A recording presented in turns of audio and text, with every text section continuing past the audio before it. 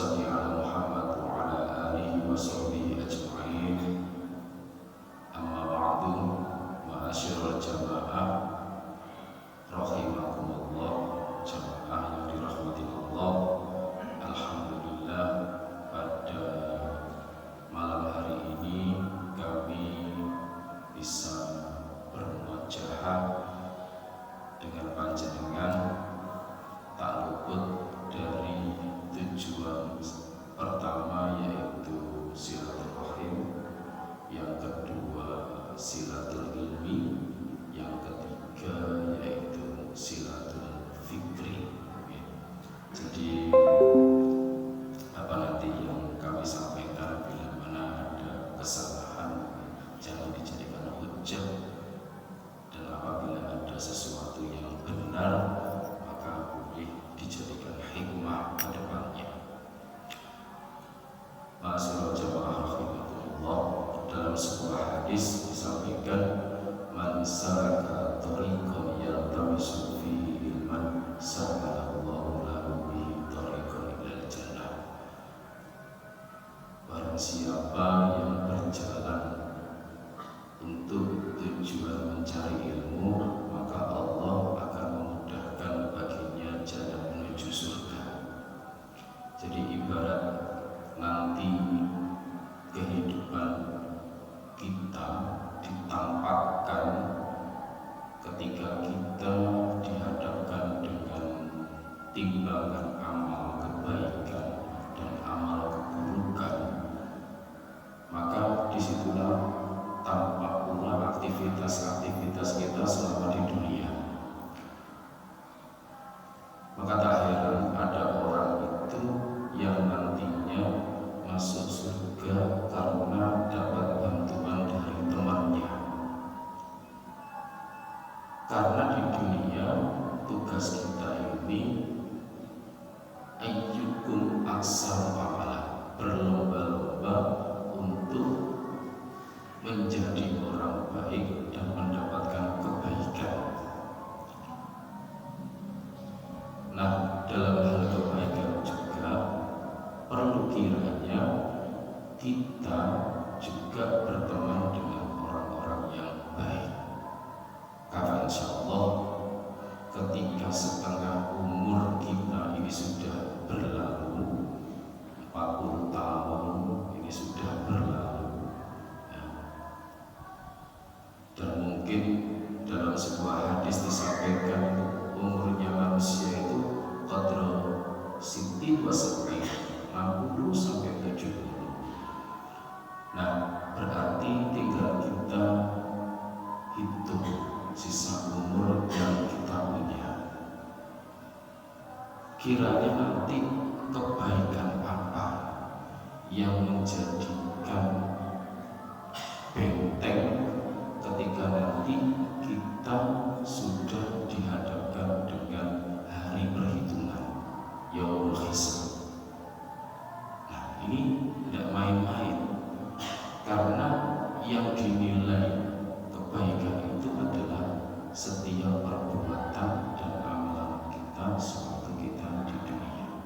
Ma'asyiral jamaah rahimakumullah, maka persaksian seorang teman, sahabat, makanya Rasulullah itu punya sahabat, orang-orang yang berteman dengan Rasulullah, yang nantinya bersama Rasulullah di surga. Kita juga harus punya sahabat, punya teman yang nanti bisa membuat kita menjadi lebih baik lagi.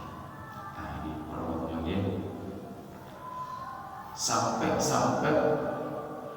dalam sebuah hadis Rasulullah menyampaikan, orang yang benar-benar keluar dari rumahnya, terus keluar dari rumah lalu dia menuju ke masjid membaca kitabullah, zikrullah, dan mempelajarinya, maka mereka akan mendapatkan as-sakinah, ketenangan.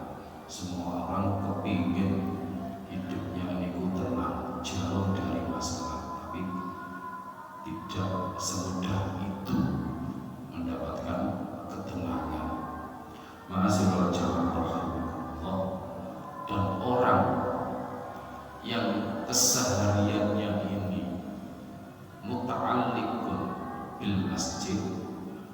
qalbuhu, hatinya itu senantiasa mengikat masjid sebagai lingkungannya, lingkungan kebiasaan dalam kehidupan sehari-hari, selain bekerja, selain di rumah, tapi menyertakan masjid, maka nanti akan dinaungi oleh Allah di saat hari kiamat tiba. Ma'asyiral jamaah rahimakumullah, seperti tadi yang disampaikan oleh Ustaz Agus Wahyudi, hari ini kami membawa tema yaitu menyikap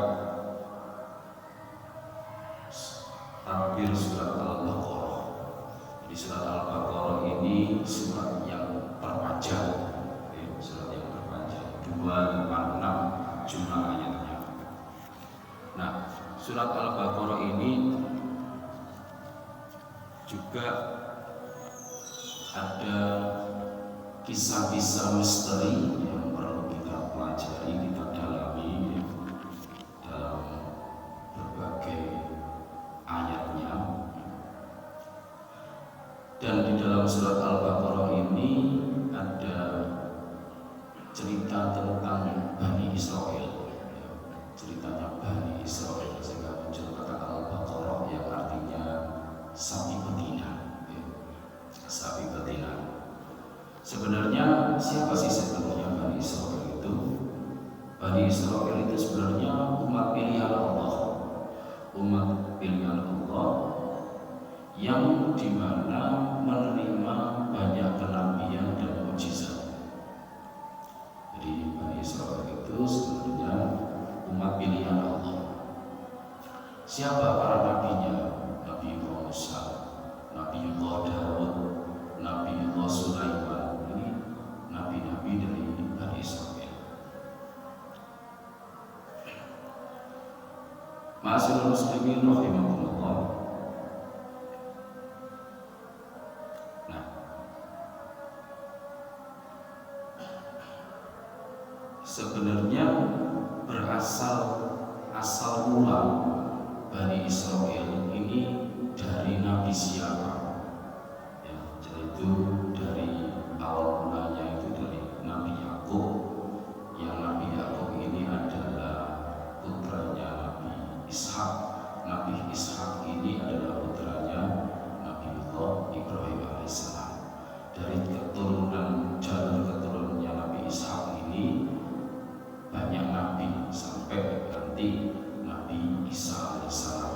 Namun dalam keturunannya Nabi Ismail hanya ada satu nabi, yaitu Nabi Muhammad. Nah, dalam kajian ayat-ayat di dalam surat Al-Baqarah ada ayat yang terpendek, ada ayat yang terpanjang. Nah, kira-kira apa ayat yang terpanjang di dalam surat Al-Baqarah? Ayat terpanjang di dalam surat Al-Baqarah ini tidak menceritakan tentang bagaimana kita sholat, bagaimana kita beriman. Namun ayat terpanjang di dalam surat Al-Baqarah ini menceritakan tentang bagaimana kita bisa mencatat hutang piutang. Gitu. Nah, ini penting, menjadi sesuatu yang penting. Sampai ketika Nabi hendak mau menyolati jenazah yang dia masih punya hutang, Nabi tidak mau, karena dia masih punya hutang. Nah, urusan dunia yang bersifat duniawi ini, termasuk hutang piutang ini, harus diselesaikan di dunia, tidak dibawa ke akhirat. Ma'asyiral muslimin rahimakumullah. Nah, ini bro dari beberapa surat Al-Baqarah. Nabi Yakub ini mempunyai 12 anak dari keempat istri. Nah, dari 12 anak ini menjadi 12 suku utama Bani Israel. Jadi 12 anak ini menjadi 12 suku Bani Israel. Jadi punya suku sendiri-sendiri Israel itu. Dan keistimewaannya, banyak nabi yang lahir dari keturunan mereka. Akan tetapi Bani Israel ini dalam keistimewaannya seringkali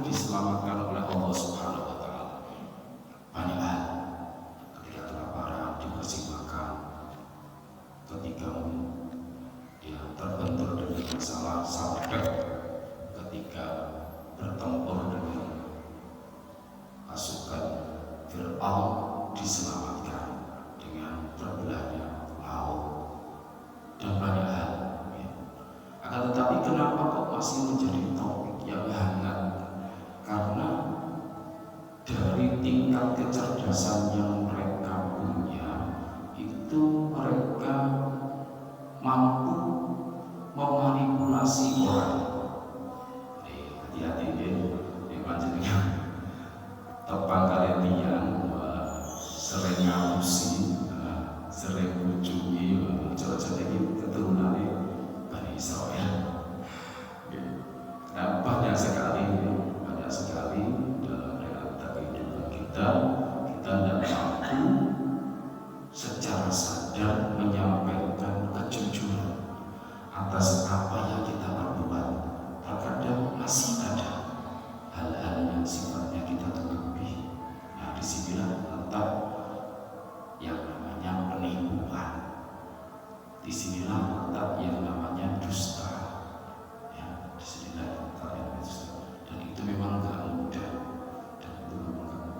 Sama kita dalam tahap belajar untuk menjadi manusia yang aksam amalan, menjadi manusia yang baik dan pulang nanti menghadap Allah secara husnul khotimah. Terima kasih Allah Subhanahu wa taala menceritakan sebuah misteri. Jadi ada misteri yang ada di surat Al-Baqarah ini, mulai ayat 51 nanti sampai ayat 55. Allah Subhanahu wa taala berfirman, wa idh wa'adna Musa arba'ina lailatan summa tahattu al-ijla min ba'dihi wa antum dhalimun. Wa idh wa'adna Musa, dan ingatlah ketika kami menjanjikan kepada Musa 40 malam. Jadi suatu ketika Bani Israel ini menggugat Nabi Musa karena mereka dijanjikan sebuah petunjuk. Jadi setelah menyeberang dari Laut Merah itu, ya, mereka ingin mendapatkan petunjuk. Maka kepergiannya Nabi Musa ini selama arba'ina lailatan ini untuk mengambil kitab Taurat di Bukit Turfina. Karena apa? Karena Bani Israel ini maunya Nabi Musa memperlihatkan secara jelas Tuhannya. Mereka ini sangat cerdas, jadi mereka ingin mana buktinya kalau kamu punya Tuhan.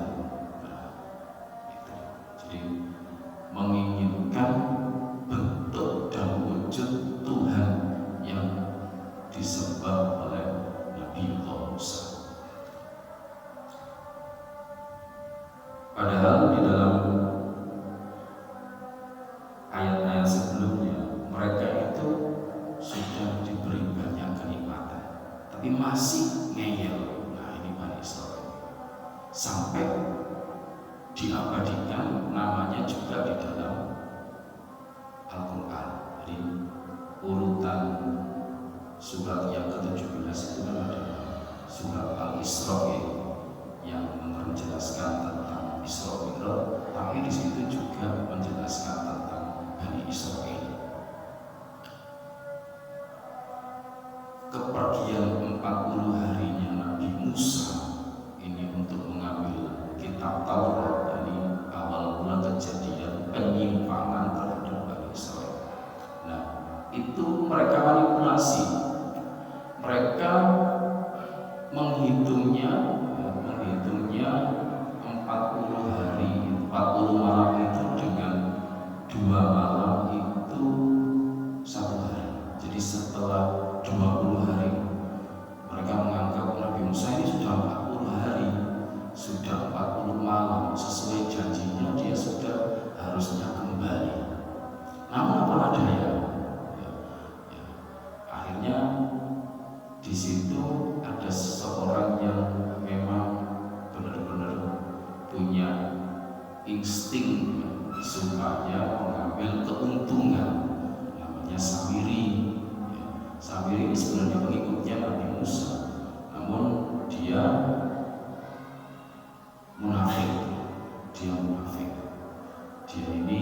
Jadi kalau misalnya munafik itu tidak pantas dilabelkan untuk orang-orang kafir. Jadi orang Islam yang pantas. Jadi orang Islam itu ada yang munafik, ya, termasuk samiri. Ya. Jadi kalau misalnya baca dengan berhubungan sosial bersama orang-orang kafir, wah, dengan katakan munafik, mereka nggak paham karena itu bukan ajaran mereka. Yang paham hanya orang Islam. Maka layak kalau orang Islam tidak menjaga betul imannya dan ketakwaannya, bisa jadi mereka termasuk orang-orang yang munafik, dan ini jelas di dalam Al-Quran. Ma'asyiral jamaah rahimakumullah. Nah, dalam jangka waktu 40 hari ini Samiri pernah melihat kuda yang dipakai oleh Nabiullah Musa, dan ketika itu diselamatkan oleh malaikat Jibril dalam perjalanan Fir'aun. Jadi kuda yang ditunggangi oleh Nabiullah Musa itu kalau menginjakkan tanah, tanah itu subur. Kalau di situ tandus nggak ada rumputnya, ada rumputnya. Nah, itu keistimewaannya. Sampai ketika Nabiullah Musa diajak ke Bukit Tursina untuk berdialog dengan Allah Subhanahu wa Ta'ala. Nah, dari sini Samiri mempunyai akal bulus. Dia mengambil tanah tersebut. Tanah tersebut diambil. Lalu dia melihat harta rampasan perang, ya, termasuk al-ghanimah. Ini dari pasukannya Fir'aun ini kan tidak boleh dibawa, dimanfaatkan oleh Samiri. Nah, ini berupa emas, kepingan-kepingan emas itu dibentuk oleh Samiri seperti layaknya sapi. Nah, ketika sudah menjadi sapi, tanah yang tadi dilihat oleh Samiri sebagai pijakan kudanya Nabi Musa itu diambil, dilemparkan ke tubuhnya, ya, patungnya sapi tadi itu. Dan apa yang terjadi? Sapinya ini berbicara. Nah, ini awal mulanya penyimpangan. Jadi sapinya itu bisa berbicara, ya, artinya bersuara. Nah, sesuatu yang terbuat dari benda padat terus lantas bisa bicara pada zaman itu, saya yakin banyak orang yang takjub, bahkan mengalihkan pandangan akidah mereka dari awalnya menjadi pengikut Nabi Musa, akhirnya mereka berbalik arah untuk mengikuti apa yang disampaikan oleh Samiri. Sampai-sampai di dalam Al-Quran, ketika Nabiullah Musa itu sudah menunjukkan bahwa ini benar-benar Furqan, ini benar-benar kitab Allah. Wa idh qala Musa liqaumihi ya qaumi innakum dhalamtum anfusakum. Wahai kaumku, sebenarnya kaum itu telah mendolimi dirimu sendiri. Bittikhadikum al-ijla fatubu ila barikum faqtulu anfusakum dzalikum khairun lakum inda barikum fataba 'alaikum innahu at-tawwabur rahim. Sampai disampaikan di sini, sebenarnya kamu itu menzalimi dirimu sendiri dengan menjadikan patung anak sapi sebagai sesembahan. Karena kembali lagi kepada zamannya Nabi Nuh, yang dimana empat orang muridnya Nabi Nuh ini, ya, dijadikan patung oleh kaumnya karena ketidakhadiran petunjuk, sehingga mereka menyembah agar supaya mereka diberikan petunjuk. Nah, ini awal mula sesembahan berhala dari mulai Nabi Nuh alaihissalam sampai ke dalam masa Ibrahim. Kembali lagi, tapi kembalinya ini dengan berbentuk wujud yang lain, yaitu sapi. Maka fatubu ila barikum, maka bertobatlah kepada penciptamu dan bunuhlah dirimu, itu lebih baik bagimu di sisi penciptamu. Dia akan menerima tobatmu. Terus kan, sakwang sulipun, kalau apa bahasanya ini, sakwang sulipun saking menerima wahyu itu, yang ini kan kepanggil oleh kaum Nabi Musa. Nah, setelah bertemu dengan kaumnya, Nabi Musa kaget, seperti ini, ya, kaget, kenapa orang pada menyimpang? Perbuatannya sudah di luar koridor yang diajarkan oleh Nabi Musa. Akhirnya mereka disuruh taubat, Nah, terus setelah itu bagaimana kalau tidak mau taubat? Pilihannya hanya dua. Kamu mau bertobat atau gunung Tur Sinai itu nanti akan diturunkan di kepala. Gunung itu besar ya. Jadi sama-sama dalam posisi yang tidak menguntungkan bagi Bani Israel. Sama-sama tidak menguntungkan. Akan tetapi mereka akhirnya memilih bertaubat, karena nanti kalau misalnya ditimpa gunung pasti mati, gitu. Terus bertobat ini juga mati. Kenapa saya katakan mati? Nah, di sini ayatnya fatubu ila barikum faktulu anfusakum.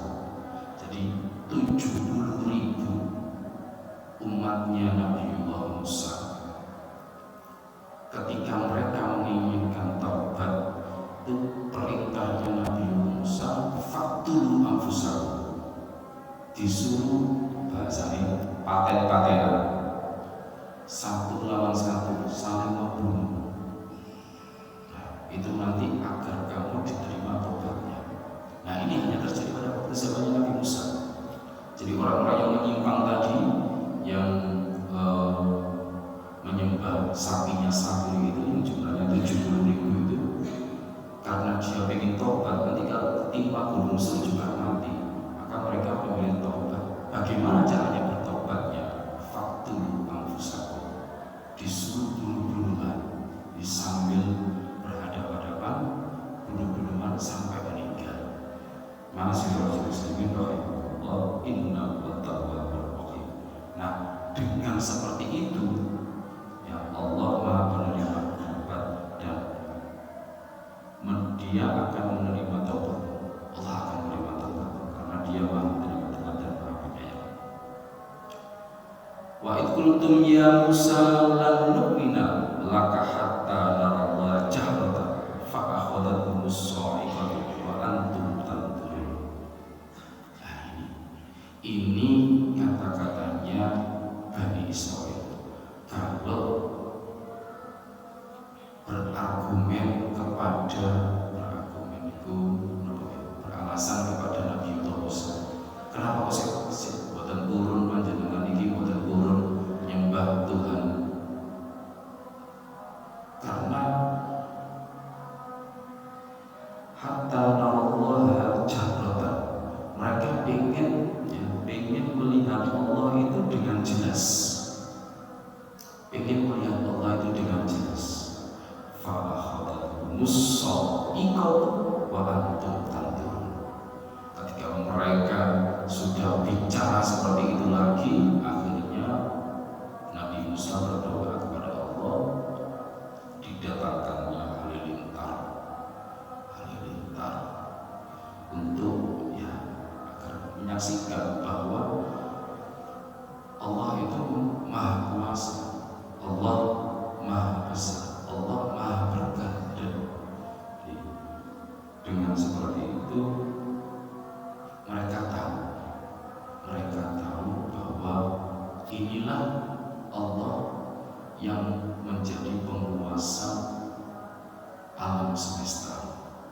Nah, di dalam ayat selanjutnya, summa ba'asnakum min ba'di mautikum la'allakum tashkurun.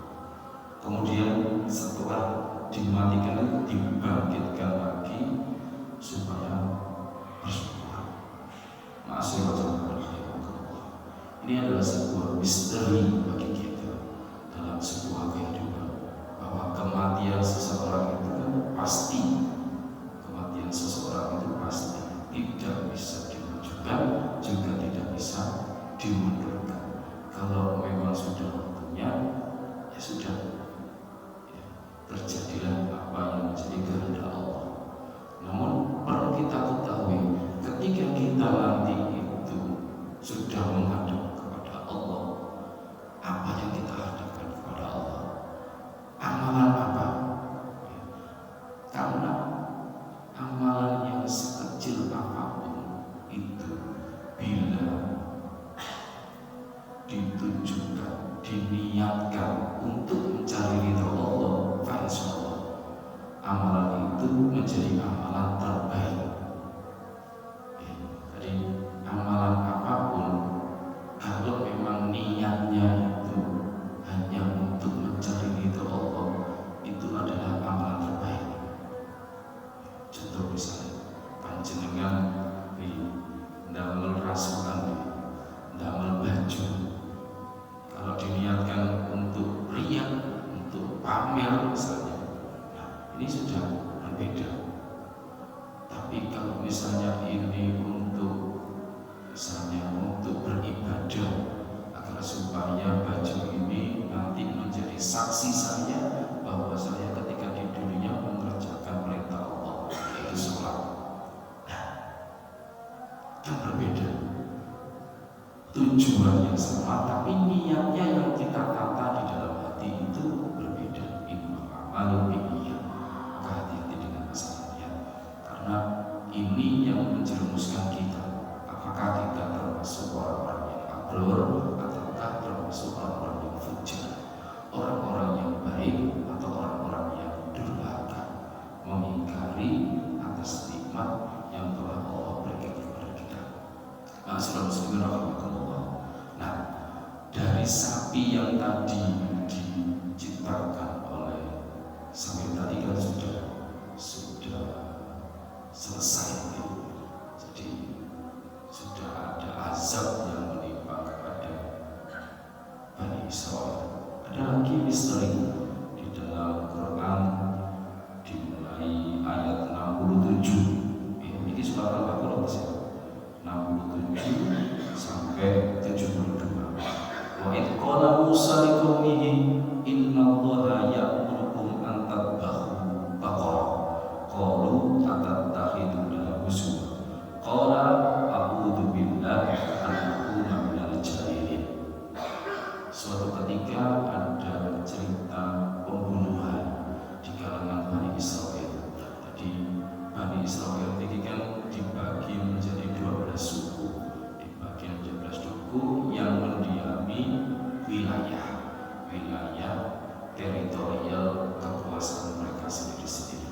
Nah, suatu ketika ada seseorang yang sangat kaya raya, dia punya harta yang banyak, tapi dia ini mempunyai anak angkat. Jadi tidak mempunyai anak sendiri, dia mempunyai anak angkat. Nah, kalau anak angkat ini kan tidak memperoleh hak waris. Kalau anak angkat ini tidak memperoleh hak waris, maka harta kekayaannya nanti itu akan dilimpahkan kepada keluarganya. Ya. Nah, ma'asyiral jamaah rahimakumullah, karena anaknya ini kan gregetan. Ya apa carane supaya harta yang dia miliki ini tidak jadi milik saya. Nah, orang kaya itu kadang-kadang menjadikan iri hati orang lain, ya. Karena kekayaannya itu tidak dibagi biasa dengan itu, ataupun karena dia selalu memamerkan kekayaannya, maka timbul sifat hasad, sifat dengki dalam diri hati kita, yang penyakit hatinya ini muncul, riba dan lain sebagainya, sehingga orang tersebut berpikir untuk membunuh, ya, berpikir untuk membunuh. Nah, ketika sudah dibunuh,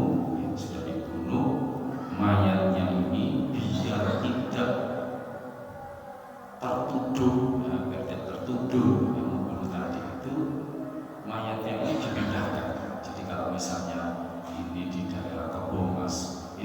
dipindahkan ke daerah Randu Agung misalnya. Nah, jadi nanti biar orang Randu Agung yang tertuju, jadi di luar batas wilayahnya. Nah, dan ketika nanti ya, di Randu Agung itu akhirnya orang-orang mempercayai bahwa si fulan ini dibunuh oleh orang Randu Agung, maka keluarganya itu akan mendapatkan 100 onta. Ya, jadi zaman dulu itu hukumnya pada waktu zamannya Nabi Musa itu orang yang dibunuh itu, orang yang dibunuh itu karena kasus pembunuhan ini tadi, maka nggak kisos, bukan dibunuh lagi, tapi harus membayar 100 onta. Nah, singkat cerita, nah, karena supaya ini diketahui pembunuhnya, karena ini bukan orang Randu Agung yang membunuh, maka ada petunjuk dari seorang kakek untuk menanyakan hal ini kepada Nabi Musa. Takon Nabi Musa, karena dialah yang Rasul Allah, dialah yang utusan Allah untuk umat kita Bani Israel. Nah, di sisi lain ini nanti tanya kepada Nabi Musa. Di satu sisi ada seorang yang mati, ada seorang anak ini ditinggal mati ayahnya ini punya harta benda yang banyak sebenarnya, tapi semua harta bendanya itu terselamatkan ketika sebelum mati. Harta bendanya yang dia punya dengan hasil bekerja tadi semuanya diinfakkan sebelum dia mati, semuanya sudah diinfakkan. Hanya tinggal satu, yaitu seekor sapi. Seekor sapi ini pun tidak dipelihara di sekitar rumahnya, namun dititipkan kepada Allah, ditaruh di hutan. Jadi ditaruh di hutan, sapinya ini ditaruh di hutan, dititipkan sama Allah. Ya Allah, kalau nitip sapi ini, sapinya itu betina, oke, damel juga. Secara tidak langsung anaknya ini kan yatim karena ditinggal bapaknya. Setiap hari anak ini mencari kayu bakar untuk menghidupi keluarganya. Tinggal dia sama ibunya. Namun yang paling istimewa dikatakan di sini itu dalam sebuah cerita ini, anak ini berbakti kepada ibunya. Selain apa yang diucapkan oleh ibunya, itu dia membagi malamnya. Malam ini ada sepertiga malam, okay? Jangan insyaallah berfaham nih, wonten sepertiga malam. Sepertiga malam ini, sepertiganya ini yang pertama ini untuk beribadah kepada Allah, yang sepertiganya ini dibuat untuk istirahat, yang ketiga sepertiganya ini dibuat untuk menemani ibunya. Tadi untuk pagi dia nggak bisa bekerja. Nah, ini istimewa. Kulau dari sana. Setelah saya tinggal sama ibu, saya ambil kisah dari hati saya. Ya Allah, begitu. Anak yang berbakti itu sampai seperti itu. Di waktu itu zaman Nabi Musa. Nah, ini juga mengingatkan kita bagaimana sikap kita, perilaku kita terhadap orang tua kita, orang tua yang melahirkan kita. Nah, sepertiga malam tadi dibagi waktunya, satu untuk beribadah, yang kedua untuk istirahat, yang ketiga untuk menemani ibunya. Masih jemaah rahimakumullah, singkat cerita, anak ini memang fakir, punya harta sama sekali. Ketika dia beranjak dewasa, lalu ibunya bercerita, nah, kamu sebenarnya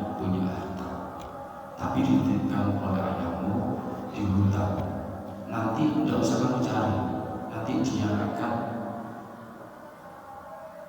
menampakkan bahwa itu adalah harta. Bagaimana caranya? Nah, itu. Jadi ada cara tersembunyi yang disampaikan oleh Allah kepada ibunya tadi agar supaya anak ini menemui sapinya tadi yang ditinggalkan oleh ayahnya. Gitu. Nah, ketika ketemu, ternyata sapinya itu berkilau sehingga bersinar. Sesuatu yang menyinari kita dalam sebuah kegelapan ini kan sebuah petunjuk. Ketika kita dalam sebuah kegelapan terus ada sinar masuk, berarti ada petunjuk.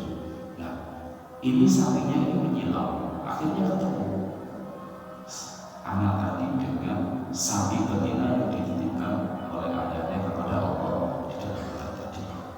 Nah, ketika bertemu dibawa pulang. Nah, kamu sudah dewasa.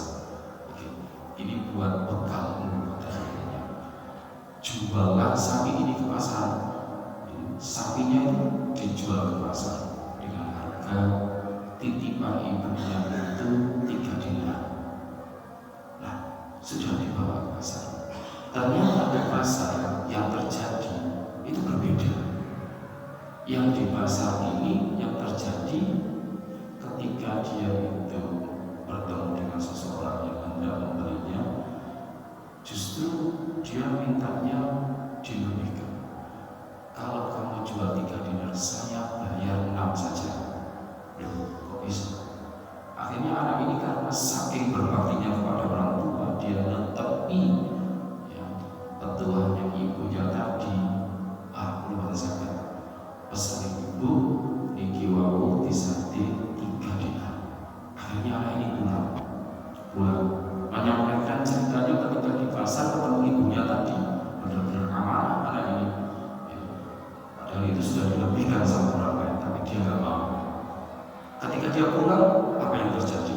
Ya sudah, besok kamu ke pasar jual 6 dinar. Berangkat lagi ke pasar sesuai dengan perintah ibunya, dijual 6 dinar. Lalu ketemu dengan orang yang hendak membeli lagi. Apa yang dia katakan? Tak beli di angka 10 dinar. Aduh, repot malah ini. Sudah hampir mau laku, tapi dia melebihkan angka dari angka yang telah ditentukannya. Akhirnya dia pulang lagi, ketemu sama ibunya, cerita dengan apa yang disampaikan, apa yang terjadi di pasar tadi kepada ibunya. Lalu apa yang terjadi? Akhirnya ibunya mencari petunjuk. Lalu bilang, nanti kalau besok ketemu dengan orang yang hendak membeli dengan sapi, kamu tanya, sapi ini sejatinya boleh dijual atau tidak? Ya, setelah itu besoknya ternyata qadarullah ketemu lagi, lalu dia bertanya, apakah sapi saya ini boleh dijual atau tidak? Dia bilang, tidak usah dijual. Bingung, ulang menyampaikan kepada ibunya. Nah, ibunya bercerita, tadi yang ketemu kamu itu adalah malaikat yang memberikan petunjuk agar supaya kita tidak menjual sapi yang kita punya. Masih subhanallah. Nah, singkat cerita lagi, ketika terjadi pertanyaan kepada Nabi Musa tentang kejadian yang ada yang menimpa si fulan tadi yang terbunuh tadi, Nabiullah Musa menyampaikan, coba cari sapi. Coba cari sapi. Sampai di dalam ayat 67 ini, ya, di akhir ayat, qala a'udzu billah an akuna minal jahilin. Sama ki piye sing Nabi Musa mung dikongkon golek nyawa sing mateni malah kongkon golek sapi. Kan mboten nyambung. Sampai Nabi Musa ini bersih teguh dengan ayat yang diturunkan oleh Allah. Qala a'udzu billah. Dia berkata, aku minta perlindungan Allah aku minal jahilin. Aku iki gak wong bodoh. Kula matur ngeten iki saking petunjuk saking Allah, boten saking kula piyambak. Aku minal jahilin. Iki bisa kita beri. Sudah bentar lagi bisa gitu. Ya saya juga cerita. Nah, intinya jadi nanti monggo kita sama-sama tadabburi 6772. Oke, nanti sambil kalau pulang di rumah jenengan maos tafsirnya 67 sampai 72. Mencocokkan apa yang saya ceritakan tadi itu adalah sebuah cerita. Nah, akhirnya Bani Israel ini disuruh untuk mencari sapi oleh Nabi Musa. Setelah perintah untuk mencari sapi tersebut, masih ngeyel Bani Israel sampai ngeyelnya sampai ketemu sapi itu yang dimiliki oleh orang yatim tadi, lalu dibelinya, tapi membelinya sapi tersebut tidak dengan seharga sapi. Jadi karena malaikat memberikan perintah bahwa nanti kalau ada orang yang ingin membeli sapimu, maka hargailah sapimu dengan emas sesuai dengan beratnya. Jadi sapinya itu tadi dihargai dengan emas sesuai dengan beratnya sapi. Kalau sapinya 1 ton, maka dibayar dengan emas 1 ton. Luar biasa, ini rezekinya orang yatim yang mendapatkan harta yang benar-benar bersih, halal dan thayyibah. Masyaallah rahimahullah. Dan intinya dari sapi betina tadi itu disembelihlah, lalu sebagian dagingnya ini dipukulkan kepada tubuhnya si mayat tersebut, lalu ditampakkan setelah itu kesaksian si mayat. Jadi setelah dipukulkan, mayat itu hidup kembali. Dan ini terjadi pada waktu zamannya Nabi Musa. Jadi pun jenengan cobi ini misalnya pun yang terbunuh ternyata nggak tahu siapa yang membunuh, jenengan tuh sapi.